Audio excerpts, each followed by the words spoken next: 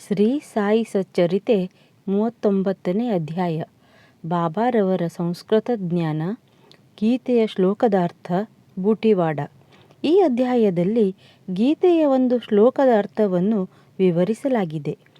ಬಾಬಾ ಅವರಿಗೆ ಸಂಸ್ಕೃತವು ತಿಳಿದಿರಲಿಲ್ಲವೆಂದು ಹೇಳಿದ ಕೆಲವರ ಆಕ್ಷೇಪಣೆಯನ್ನು ಬದಿಗೊತ್ತಿ ಅವರ ಸಂಸ್ಕೃತ ಜ್ಞಾನವು ಹೇಗಿತ್ತು ಎಂಬುದನ್ನು ಇಲ್ಲಿ ಹೇಮಾಡ ಪಂತರು ವಿವರಿಸಿದ್ದಾರೆ. ಶ್ರೀ ಸಾಯಿಬಾಬಾ ಅವರವರು ತಮ್ಮ ಮಹಾಸಮಾಧಿಯ ತನಕ ಅಲ್ಲಿ ಜೀವಿಸಿದ ಆ ದ್ವಾರಕಾಮಾಯಿ ಮತ್ತು ಶಿರಡಿ ಗ್ರಾಮವು ನಿಜಕ್ಕೂ ಪುಣ್ಯ ಪಡೆದಿದ್ದವು ಎಂದೇ ಹೇಳಬಹುದು. ಅವರಿಂದ ಆಶೀರ್ವದಿಸಲ್ಪಟ್ಟ ಶಿರಡಿವಾಸಿಗಳೇ ಧನ್ಯರು. ಶಿರಡಿಯು ಮೊದಲು ಕೇವಲ ಒಂದು ಸಣ್ಣ ಹಳ್ಳಿಯಾಗಿತ್ತು. ಬಾಬಾರವರ ಸಂಪರ್ಕದಿಂದ ಅದು ಕೀರ್ತಿಯನ್ನು ಪಡೆದು ಒಂದು ಪವಿತ್ರ ಯಾತ್ರಾ ಸ್ಥಳವಾಯಿತು. ಜನರು ಶಿರಡಿಯಲ್ಲಿ ಸ್ನಾನ ಮಾಡುವಾಗ, ಓದುವಾಗ, ಉಳುವಾಗ, ಬಿತ್ತುವಾಗ, ರಾಶಿ ಮಾಡುವಾಗ, ಹೀಗೆ ಎಲ್ಲ ಸಂದರ್ಭಗಳಲ್ಲಿ ಸಾಯಿಬಾಬಾರವರ ಗುಣಗಾನ ಮಾಡುತ್ತಾ ಆನಂದದಿಂದ ಇದ್ದರು. ಬಾಬಾರವರ ಗೀತಾವಾಖ್ಯಾನ. ಬಾಬಾರವರಿಗೆ ಸಂಸ್ಕೃತದ ಜ್ಞಾನ ಇತ್ತೆಂದು ಯಾರಿಗೂ ತಿಳಿದಿರಲಿಲ್ಲ.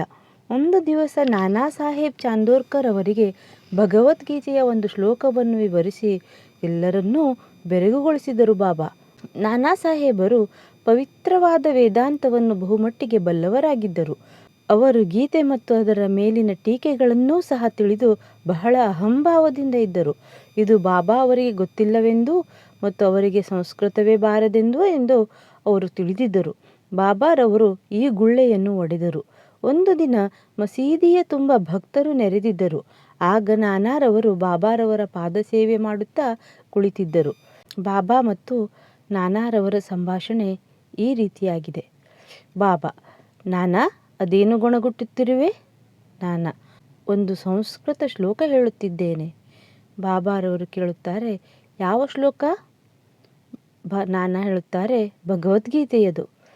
ಬಾಬಾ ಹೇಳುತ್ತಾರೆ, ಜೋರಾಗಿ ಹೇಳು.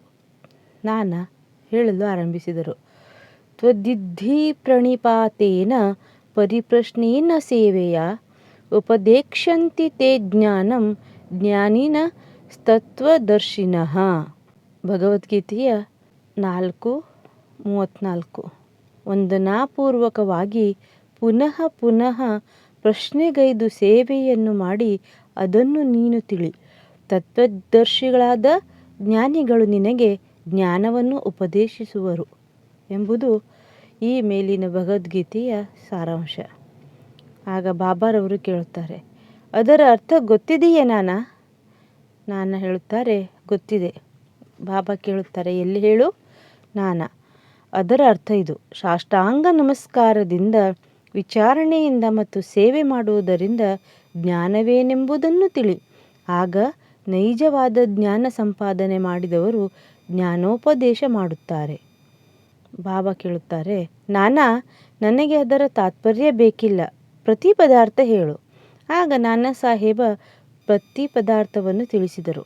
ಬಾಬಾ: ಪರಿಪ್ರಶ್ನೆ ಎಂದರೇನು? ನಾನಾ: ವಿಚಾರ ಮಾಡುವುದು. ಬಾಬಾ: ಪ್ರಶ್ನೆ ಎಂದರೇನು? ನಾನಾ: ಅದೇ ಉತ್ತರ, ಪ್ರಶ್ನಿಸುವುದು. ಬಾಬಾ: ಪರಿಪ್ರಶ್ನೆ ಎಂದರೂ ಅರ್ಥ, ಪ್ರಶ್ನೆ ಎಂಬುದಕ್ಕೂ ಅದೇ ಅರ್ಥವೇ? ಹಾಗಿದ್ದಲ್ಲಿ ವ್ಯಾಸರು ಪರಿ ಎಂದೇಕೆ ಸೇರಿಸಿದರು? ವ್ಯಾಸರಿಗೆ ತಲೆ ಕೆಟ್ಟಿತ್ತೇ? ನಾನಾ: ಪರಿಪ್ರಶ್ನೆ ಎಂಬುದಕ್ಕೆ ಬೇರೆ ಅರ್ಥ ತಿಳಿಯದು ನನಗೆ. ಬಾಬಾ: ಉಪದೇಕ್ಷ್ಯಂತಿ ತೇ ಜ್ಞಾನಂ ಎಂದು ಓದುವಾಗ ಜ್ಞಾನವೆಂಬ ಪದಕ್ಕೆ ಬದಲಾಗಿ ಬೇರೆ ಯಾವುದೇ ಪದವನ್ನು ಓದುವೆಯಾ? ನಾನಾ: ಹೌದು. ಹಾಗಾದರೆ ಆ ಪದ ಯಾವುದು? ನಾನಾ: ಅಜ್ಞಾನ. ಬಾಬಾ: ಅದರಿಂದ ಶ್ಲೋಕಕ್ಕೆ ಬೇರೆ ಅರ್ಥವಿದೆಯೇ? ಇದೆ, ಆದರೆ ಶಂಕರ ಭಾಷ್ಯದಲ್ಲಿ ಅಂತಹ ರಚನೆ ಕೊಟ್ಟಿಲ್ಲ. ಬಾಬಾ: ಅವರು ಕೊಡದಿದ್ದರೆ ಪರವಾಗಿಲ್ಲ. ಅಜ್ಞಾನವೆಂಬ ಪದವನ್ನು ಉಪಯೋಗಿಸುವುದರಿಂದ ಒಳ್ಳೆಯ ಅರ್ಥ ದೊರಕಬಹುದಾದರೆ ಉಪಯೋಗಿಸಲು ಅಭ್ಯಂತರವೇನು? ನಾನಾ: ಅಜ್ಞಾನದ ಪದ ಉಪಯೋಗಿಸಿ ಅರ್ಥ ಮಾಡಲು ನನಗೆ ಸಾಧ್ಯವಿಲ್ಲ. ಬಾಬಾ: ಶ್ರೀಕೃಷ್ಣನು ಅರ್ಜುನನಿಗೆ ಜ್ಞಾನಿಗಳಿಗೆ ಏಕೆ ನಮಸ್ಕಾರ ಮಾಡಲು ಹೇಳಿದನು? ವಿಚಾರ ಮತ್ತು ಸೇವೆ ಮಾಡಲು ಏಕೆ ಹೇಳಿದನು? ಕೃಷ್ಣನೇ ಸ್ವತಃ ತತ್ವದರ್ಶಿಯಾಗಿರಲಿಲ್ಲವೇ? ಜ್ಞಾನದ ಪ್ರತೀಕವೇ ಅವನಾಗಿರಲಿಲ್ಲವೇ? ನಾನಾ: ಹೌದು, ನನಗರ್ಥವಾಗಿಲ್ಲ. ಬಾಬಾ ಕೇಳುತ್ತಾರೆ, ಇದು ನಿನಗೆ ತಿಳಿದಿಲ್ಲವೇ? ಆಗ ನಾನಾರವರ ಗರ್ವಭಂಗವಾಯಿತು. ಆಗ ಪುನಃ ಬಾಬಾರವರು ಈ ರೀತಿಯಾಗಿ ಹೇಳುತ್ತಾರೆ, ಜ್ಞಾನಿಗಳಿಗೆ ನಮಿಸುವುದೊಂದೇ ಸಾಲದು. ನಾವು ಸದ್ಗುರುವಿಗೆ ಪೂರ್ಣ ಶರಣಾಗತರಾಗಿರಬೇಕು. ವಿಚಾರಣೆ ಮಾಡುವುದು ಮಾತ್ರವೇ ಸಾಲದು.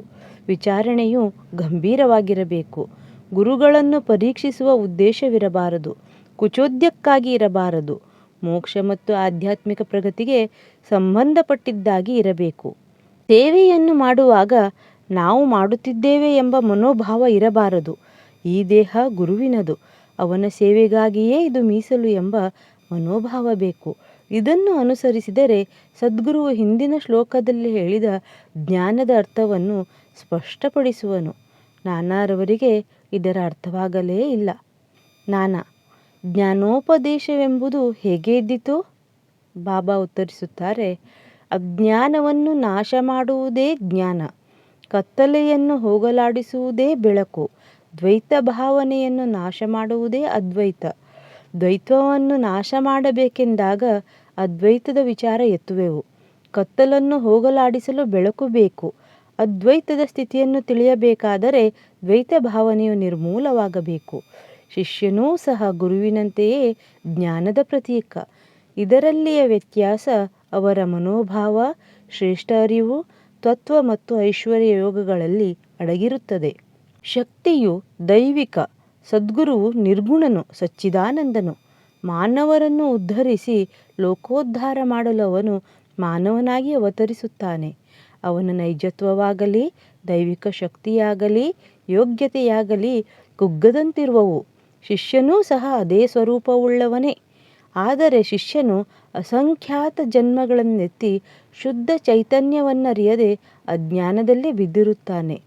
ಅವನಿಗೆ ನಾನೇ ಜೀವ, ಪ್ರಾಣಿ, ನಮ್ರತೆಯುಳ್ಳವನು ಎಂಬ ಕಲ್ಪನೆ ಬರುತ್ತದೆ. ಗುರುವು ಅವನನ್ನು ಈ ಅಜ್ಞಾನವೆಂಬ ಸುಳಿಯಿಂದ ತಪ್ಪಿಸಿ ಉಪದೇಶ ನೀಡಬೇಕು. ಕೊನೆಯಿಲ್ಲದ ಜನ್ಮ ಜನ್ಮಾಂತರಗಳಲ್ಲಿಯೂ ನಾನೇ ಜೀವ, ನಾನೇ ಪ್ರಾಣಿ ಎಂದು ನಂಬಿರುವ ಶಿಷ್ಯನಿಗೆ ಗುರುವು ಅವನ 100 ಜನ್ಮಗಳಲ್ಲಿ ನೀನೇ ದೇವರು, ನೀನೇ ದೊಡ್ಡವನು, ಸಂಪನ್ನನು ಎಂದು ಬೋಧಿಸಿ ಅವನನ್ನು ದಿಗ್ಬಂಧಿತನಾಗಿ ಮಾಡುತ್ತಾನೆ. ಆಗ ಅವನಿಗೆ ಅರಿವು ಉಂಟಾಗುತ್ತದೆ, ನಾನು ದೇಹ, ನಾನು ಜೀವ ಮಾತ್ರ. ಈ ಪ್ರಪಂಚ ಮತ್ತು ಪರಮಾತ್ಮನೆಂಬುದು ನನ್ನಿಂದ ಬೇರೆಯಾದದ್ದು ಎಂಬ ಶಿಷ್ಯನ ಭ್ರಮೆಯು ಅವನ ಜನ್ಮ ಜನ್ಮಾಂತರಗಳಿಂದ ಹುಟ್ಟಿ ಬಂದ ದೋಷ. ಈ ಭ್ರಮೆ ಮತ್ತು ದೋಷವನ್ನು ಬೇರು ಸಹಿತ ನಿರ್ಮೂಲನೆ ಮಾಡಲು ಅವನು ವಿಚಾರ ಮಾಡತೊಡಗಬೇಕು. ಅಜ್ಞಾನವೆಂಬುದು ಹೇಗೆ ಹುಟ್ಟಿತು? ಅದೆಲ್ಲಿದೆ? ಇದನ್ನು ಅವನಿಗೆ ತೋರಿಸುವುದೇ ಗುರುವಿನ ಉಪದೇಶ. ಇದಕ್ಕೆ ಸಂಬಂಧಪಟ್ಟ ಉದಾಹರಣೆಗಳು ಈ ರೀತಿ ಇವೆ. 1. ನಾನೇ ಜೀವ. 2. ಶರೀರವೇ ಆತ್ಮ. 3. ದೇವರು, ಜೀವ ಮತ್ತು ಪ್ರಪಂಚ ಎಂಬುದು ಭಿನ್ನವಾದವುಗಳು. 4. ನಾನು ದೇವರಲ್ಲ. 5. ಶರೀರವು ಆತ್ಮವಲ್ಲವೆಂಬುದು ನಾನು ಅರಿಯೆ. 6. ಪರಮಾತ್ಮ, ಜೀವ, ಪ್ರಪಂಚ, ಶರೀರ ಇವು ಒಂದೇ ಎಂಬುದನ್ನು ನಾನರಿಯೆ. ಈ ದೋಷಗಳನ್ನು ನಿರ್ಮೂಲ ಮಾಡಿದರೆ ದೇವರು, ಜೀವ, ಪ್ರಪಂಚ, ಶರೀರ ಇವುಗಳೇನೆಂಬುದನ್ನು ಶಿಷ್ಯನು ಅರಿಯಲಾರ. ಅವುಗಳಿಗಿರುವ ಸಂಬಂಧವು ಅವನಿಗೆ ಅರಿವಾಗುವುದಿಲ್ಲ. ಇಂತಹ ಅಜ್ಞಾನವನ್ನು ಹೋಗಲಾಡಿಸಲು ಅವನಿಗೆ ಉಪದೇಶವು ಅಗತ್ಯ. ಅವನ ದೋಷಗಳನ್ನು ನಿರ್ಮೂಲ ಮಾಡಿ ಅಜ್ಞಾನವನ್ನು ಹೋಗಲಾಡಿಸುವುದೇ ಉಪದೇಶ. ಬಾಬಾರವರು ಮುಂದುವರೆದು, 1. ಪ್ರಣಿಪಾತವೆಂದರೆ ಶರಣಾಗತಿ ಎಂದು ಅರ್ಥ. 2. ಶರಣಾಗತಿ ಎಂದರೆ ತನು ಮನ ಧನಗಳ ಅರ್ಪಣೆ. ಶ್ರೀಕೃಷ್ಣನು ಅರ್ಜುನನಿಗೆ ಜ್ಞಾನಿಗಳ ಕಡೆ ಹೋಗಲು ಏಕೆ ಸೂಚಿಸಿದನು ಎಂಬುದಕ್ಕೆ ಸದ್ಭಕ್ತನು ಸಮಸ್ತ ಚರಾಚರಗಳನ್ನು, ಜ್ಞಾನಿಗಳನ್ನು ಪರಮಾತ್ಮನೆಂದೇ ತಿಳಿಯುವನು ಎಂದು ಬಾಬಾ ವಿವರಿಸಿದರು. ಸಮಾಧಿ ಮಂದಿರ ಬೂಟಿವಾಡ. ತಾನು ಮಾಡಲಿಚ್ಛಿಸಿದ ವಿಷಯಗಳ ಬಗ್ಗೆ ಬಾಬಾರವರು ಎಂದಿಗೂ ಮುಂಚಿತವಾಗಿ ಸೂಚಿಸುತ್ತಿರಲಿಲ್ಲ, ಗಡಿಬಿಡಿ ಮಾಡುತ್ತಿರಲಿಲ್ಲ. ಆದರೆ ಜನರು ಆಶ್ಚರ್ಯಪಡುವಂತೆ ಸಮಯ, ಸಂದರ್ಭಗಳನ್ನು, ವಾತಾವರಣಗಳನ್ನು ನಿರ್ಮಿಸಿಕೊಳ್ಳುತ್ತಿದ್ದರು. ಸಮಾಧಿ ಮಂದಿರದ ನಿರ್ಮಾಣ ಇದನ್ನು ಉದಾಹರಿಸುತ್ತದೆ. ನಾಗಾಪುರದ ಲಕ್ಷಾಧೀಶರಾದ ಶ್ರೀ ಅಪ್ಪುಸಾಹೇಬ್ ಬೂಟಿಯವರು ಕುಟುಂಬ ಸಮೇತ ಶಿರಡಿಗೆ ಬಂದು ವಾಸ ಮಾಡತೊಡಗಿದರು. ಅವರಿಗೆ ತಮ್ಮದೇ ಆದ ಒಂದು ಧರ್ಮಶಾಲೆಯನ್ನು ಅಲ್ಲಿ ಕಟ್ಟಿಸಬೇಕೆಂಬ ಬಯಕೆ ಮನದಲ್ಲಿ ಮೂಡಿತು. ಕೆಲವು ದಿನಗಳ ನಂತರ ಅವರು ದೀಕ್ಷಿತವಾಡದಲ್ಲಿ ಮಲಗಿರುವಾಗ ಕನಸಿನಲ್ಲಿ ಬಾಬಾರವರು ದರ್ಶನ ನೀಡಿ, ನಿನ್ನದೇ ಆದ ಒಂದು ಧರ್ಮಶಾಲೆಯನ್ನು ದೇವಸ್ಥಾನ ಸಹಿತ ಕಟ್ಟಬಹುದು ಎಂದರು. ಅಲ್ಲಿಯೇ ಮಲಗಿದ್ದ ಶ್ಯಾಮ್ ಅವರಿಗೂ ಸಹ ಅದೇ ತರಹದ ಕನಸಾಯಿತು. ಬಾಪು ಸಾಹೇಬರು ಅಳುತ್ತಿದ್ದ ಶ್ಯಾಮ್ ಅವರನ್ನು ನೋಡಿ ಏಕೆ ಅಳುತ್ತಿದ್ದೀರಿ ಎಂದು ಪ್ರಶ್ನಿಸಿದರು. ಆಗ ಶ್ಯಾಮ, ಬಾಬಾರವರು ನನ್ನ ಸಮೀಪಕ್ಕೆ ಬಂದು ದೇವಸ್ಥಾನ ಸಹಿತವಾದ ವಾಡಾವೊಂದನ್ನು ನಿರ್ಮಿಸು ಎಂದು ಆಜ್ಞಾಪಿಸಿದರು ಎಂದರು. ಅವರ ವಾಣಿಯನ್ನು ಕೇಳಿ ಆನಂದಭರಿತನಾದೆ. ಅದರಿಂದಲೇ ಆನಂದ ಬಾಷ್ಪ ಸುರಿಯುತ್ತಿದೆ ಎಂದು ಹೇಳಿದರು. ಈರ್ವರ ಕನಸು ಒಂದೇ ಆದದ್ದನ್ನು ಕಂಡು ಬೂಟಿಯವರಿಗೆ ಆಶ್ಚರ್ಯವಾಯಿತು. ಕೂಡಲೇ ವಾಣಾ ನಿರ್ಮಾಣಕ್ಕಾಗಿ ಶ್ಯಾಮ್ ಅವರೊಡನೆ ಕಲೆತು ಒಂದು ಯೋಜನೆ ತಯಾರಿಸಿದರು. ಕಾಕಾ ಸಾಹೇಬ್ ದೀಕ್ಷಿತರು ಒಪ್ಪಿದರು. ಅದನ್ನು ಬಾಬಾರವರ ಮುಂದೆ ಇರಿಸಲಾಯಿತು. ಬಾಬಾರವರು ಒಪ್ಪಿಗೆ ಕೊಟ್ಟರು. ಶ್ಯಾಮ್ ಅವರ ನೇತೃತ್ವದಲ್ಲಿ ವಾಡಾ ನಿರ್ಮಾಣ ಕಾರ್ಯ ಆರಂಭವಾಗಿ ಚಾವಣಿ ತನಕ ಬಂದಿತು. ಒಂದು ದಿನ ಬಾಬಾರವರು ಲೇಂಡಿಗೆ ಹೋಗುತ್ತಿರುವಾಗ ಕಟ್ಟಡಕ್ಕೆ ಕೆಲವು ತಿದ್ದುಪಡಿಗಳನ್ನು ಸೂಚಿಸಿದರು. ಮೇಲ್ವಿಚಾರಣೆಯನ್ನು ಬಾಪು ಸಾಹೇಬರೇ ವಹಿಸಿಕೊಂಡರು. ಕೆಲಸ ಸಾಗುತ್ತಿರುವಾಗ ಮಧ್ಯದ ಅಂಗಳದಲ್ಲಿ ಮುರಳೀಧರನ ಪ್ರತಿಮೆಯನ್ನಿಡಬೇಕೆಂದು ಬೂಟಿಯವರಿಗೆ ವಿಚಾರ ಮೂಡಿತು. ಇದನ್ನು ಬಾಬಾರವರಿಗೆ ತಿಳಿಸಲು ಶ್ಯಾಮ್ ಅವರಿಗೆ ಹೇಳಿದರು. ಶ್ಯಾಮ್ ಅವರು ಬಾಬಾರವರನ್ನು ಕೇಳಲಾಗಿ ಅವರು ಸಮ್ಮತಿಸಿದರು. ದೇವಸ್ಥಾನ ಪೂರ್ತಿಯಾದ ನಂತರ ನಾನೇ ಅಲ್ಲಿಗೆ ಬಂದು ವಾಸಿಸುವೆನೆಂದು ಬಾಬಾ ನುಡಿದರು.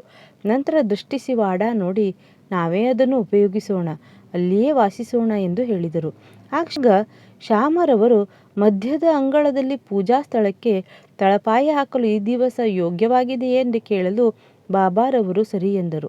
ಶ್ಯಾಮ್ ಅವರು ಹಿಂತಿರುಗಿ ವಾಡಾಕ್ಕೆ ಬಂದು ಪೂಜೆ ಮಾಡಿ ತೆಂಗಿನಕಾಯಿ ಒಡೆದು ಕಾರ್ಯ ಆರಂಭಿಸಿದರು. ಸಮಯಕ್ಕೆ ಸರಿಯಾಗಿ ಎಲ್ಲವೂ ಮುಗಿಯಿತು. ಮುರಳೀಧರನ ಪ್ರತಿಮೆ ತಯಾರಿಕೆಗೂ ಹೇಳಿದ್ದರು. ಆದರೆ ಆ ಪ್ರತಿಮೆ ತಯಾರಾಗುವ ಮೊದಲೇ ಪರಿಸ್ಥಿತಿ ಬದಲಾಯಿತು. ಬಾಬಾರವರು ತೀವ್ರ ಜ್ವರದಿಂದ ಹಾಸಿಗೆ ಹಿಡಿದರು. ಬಾಪು ಸಾಹೇಬರು ತಮ್ಮ ವಾಡಾ ಬಾಬಾರವರ ಪಾದಧೂಳಿಯಿಂದ ಪವಿತ್ರವಾಗುವುದೋ ಇಲ್ಲವೋ ಎಂದು ಕಳವಳದಿಂದಿದ್ದರು. ಬಾಬಾರವರು ಗತಿಸುವ ಮೊದಲು ನನ್ನನ್ನು ವಾಡಾಕ್ಕೆ ಕರೆದುಕೊಂಡು ಹೋಗಿ ಎಂದು ಹೇಳಿದರು. ಆದುದರಿಂದ ಅವರೆಲ್ಲರಿಗೂ ಸಮಾಧಾನವಾಯಿತು. ಬಾಬಾ ಇಹಲೋಕವನ್ನು ತ್ಯಜಿಸಿದ ನಂತರ ತಕ್ಕ ಮರ್ಯಾದೆಗಳಿಂದ ಮತ್ತು ಸಂಭ್ರಮದಿಂದ ಮುರಳೀಧರನ ಪ್ರತಿಮೆಗೋಸ್ಕರ ಮೀಸಲಾಗಿದ್ದ ಸ್ಥಳದಲ್ಲಿ ಅವರನ್ನು ಸಮಾಧಿ ಮಾಡಲಾಯಿತು. ನಿಜವಾಗಿಯೂ ಬಾಬಾ ಮುರಳೀಧರನಾದರು. ಇದೇ ಈಗಿರುವ ಮಹಾ ಸಮಾಧಿ ಮಂದಿರ. ಬಾಬಾರವರ ಪರಮ ಪವಿತ್ರವಾದ ಶರೀರವು ಸಮಾಧಿ ಮಾಡಲ್ಪಟ್ಟಿರುವ ವಾಡಾದ ನಿರ್ಮಾಪಕರಾದ ಶ್ರೀಮಾನ್ ಬೂಟಿಯವರೇ ಧನ್ಯರು. ಶ್ರೀ ಸಾಯಿ ಪ್ರಣಾಮ್.